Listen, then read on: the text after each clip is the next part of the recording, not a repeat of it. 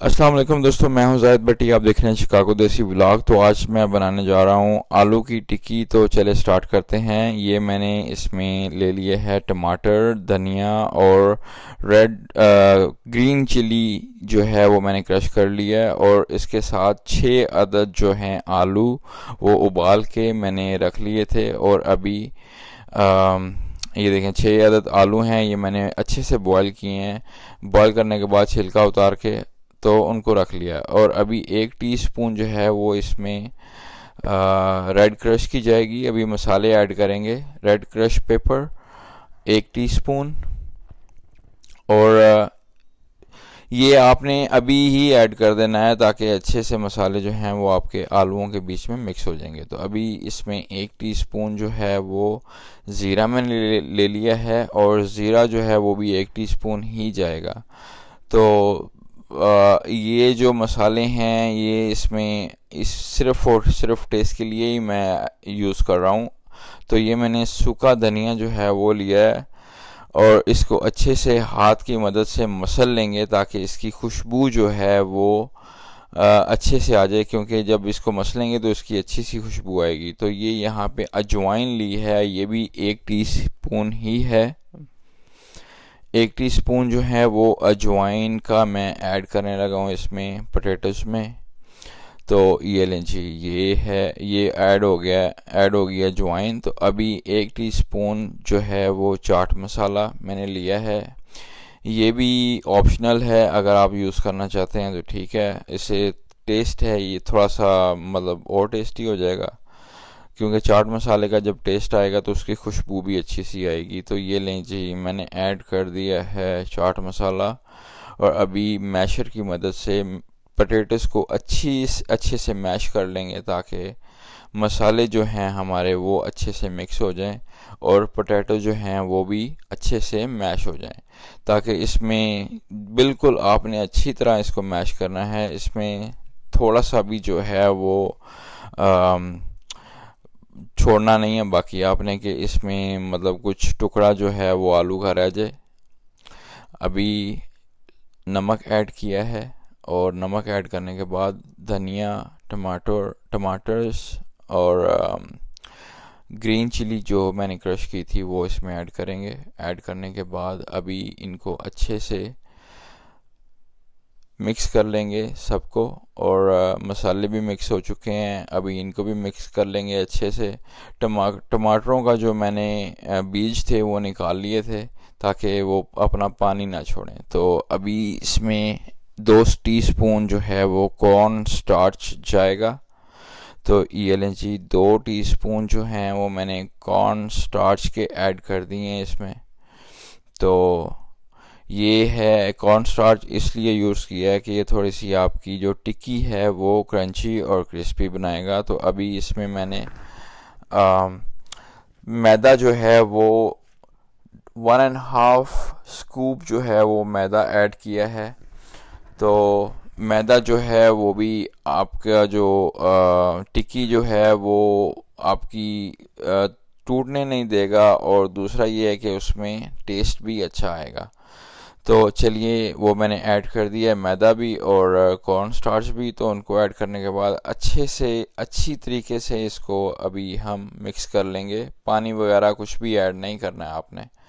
जो मैंने आलू जो थे वो मैंने बॉईल किए थे पानी में ही, तो उनका पानी जो है उसी के पानी में जो है वो मिक्स हो जाएगा सब कुछ। तो अभी मिक्सचर तैयार हो चुका है। तो अभी इसमें प्लेट में हम टिक्कियाँ बना के रख लेंगे। तो ये आपने ऑयल जो है कुकिंग ऑयल लेना है वो हाथ पे लगा के, तो थोड़ा थोड़ा मिक्सचर लेके आपने उसको टिक्कियाँ बनानी है। तो इस तरह गोल गोल करके जिस तरह की शेप आप देना चाहें आप दे सकते हैं। तो अभी ये टिक्की जो है वो मैं गोल ही बना रहा हूँ। तो अभी ये देखें, इस तरह की टिक्की बना के आपने पहले प्लेट में भी आपने ऑयल लगाना है अच्छे से, ताकि ये जो टिक्की जो है अगर आप रखेंगे तो नीचे चिपके ना, मतलब इसकी जो चिपके ना उसके साथ, नहीं तो वो टूटने का ख़तरा होता है। तो अभी ऑयल लगा लेंगे अच्छा सा, प्लेट पे लगा लिया है। और अभी देखें इसी तरह आहिस्ता आहिस्ता दूसरी सारी टिक्कियाँ जो हैं वो तैयार कर लेंगे। तो टिक्कियाँ जैसी शेप आप देना चाहें आप दे सकते हैं, ज़रूरी नहीं है कि आपने गोली देनी है। तो अगर आप मेरे चैनल पे नए हैं तो प्लीज़ मेरे चैनल को सब्सक्राइब कर दीजिएगा और बेल आइकन पे भी प्रेस कर दीजिएगा कि ताकि नई आने वाली वीडियो आपको टाइम पे मिल सके। तो इसी तरह ये लें जी, तो इसी तरह हमने टिक्कियाँ जो हैं वो बना लेनी है। थोड़ा थोड़ा मिक्सचर लेके, ज़्यादा मिक्सचर नहीं लेना क्योंकि इसमें हमने मैदा और कॉर्न स्टार्च ऐड किया हुआ है। अगर आप ज़्यादा मोटी बनाएंगे तो वो आपकी अंदर से कच्ची रह जाएगी, क्योंकि इसको हमने फ्राई करना है ऑयल में। तो चलें, अभी पैन चढ़ा लिया है चूल्हे पे और इसमें कुकिंग ऑयल डाल लिया है। तो ये देखें हमारी जो मैंने जो टिक्कियाँ जो तैयार की हैं वो भी इसमें आहिस्ता आहिस्ता करके डालना स्टार्ट करेंगे।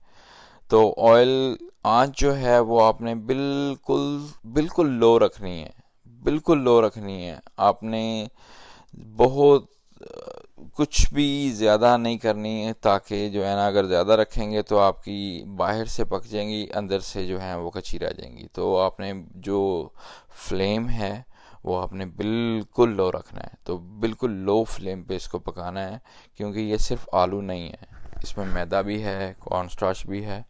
तो उनको पकने के लिए थोड़ा टाइम चाहिए होगा। तो अगर आप ऊंची आंच में पकाएंगे, हाई फ्लेम पे पकाएंगे तो ये जल जाएंगे, मतलब कि सही तरह पकेंगे नहीं, अंदर से कुक नहीं होंगे। तो ये देखें हल्की सी आंच पे मैं इनको पका रहा हूँ और माशाल्लाह देखें कलर कितना खूबसूरत आ रहा है और बहुत मज़े के तैयार हो रहे हैं। ये देखें आहिस्ता आहिस्ता गोल्डन ब्राउन होते जा रहे हैं और इनको अभी फ्लिप कर रहा हूँ मैं।